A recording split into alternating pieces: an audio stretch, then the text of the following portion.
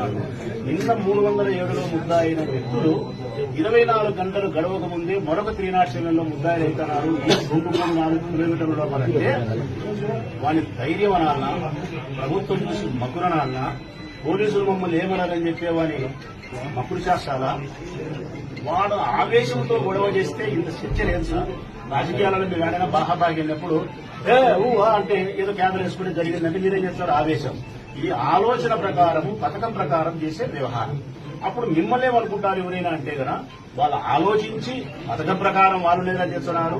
పోలీసులు నిద్రపోతా అంటే నిద్ర లేపొచ్చు, వాళ్ళు నిద్రపోలేదు. ఉండండి సార్, మీరు మమ్మల్ని కాపాడినా కాపాడకపోయినా పర్వాలేదు సార్. ప్రజాస్వామ్యాన్ని కాపాడండి సార్. మాకు గౌరవం ఉంది సార్ మీ మీద.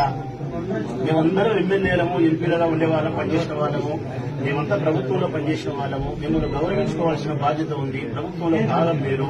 మీ పట్ల మాకు రెస్పెక్ట్ ఉంది. మేము అడుగుతాం, మీరు డెమోక్రసీని మీరు ప్రొటెక్ట్ చేయండి, డెమోక్రసీని కాపాడండి. ఇంకొకటి ఫైనల్ గా చెప్పమంటారా, వాళ్ళ దగ్గర ఉండే మాట్లాడే మాటలు, వాళ్ళ దగ్గర ఉండి మాకు వస్తే ఇన్ఫర్మేషన్ ఏంటంటే ఈ దాడుల్లో జమాబద్దం అనే వేరే విషయం వాళ్ళు మాట్లాడుతున్నమాట.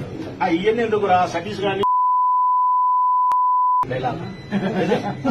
సతీష్ గాని మన పొద్దుటూరు ఎందుకు చెప్తానంటే, రేపద్దల మాలో ఎవరికి ఏ ప్రమాదము జరిగినా కూడా దాని బాధ్యత వాళ్ళు వహించాలన్నా, మీరు వహించాలన్నా.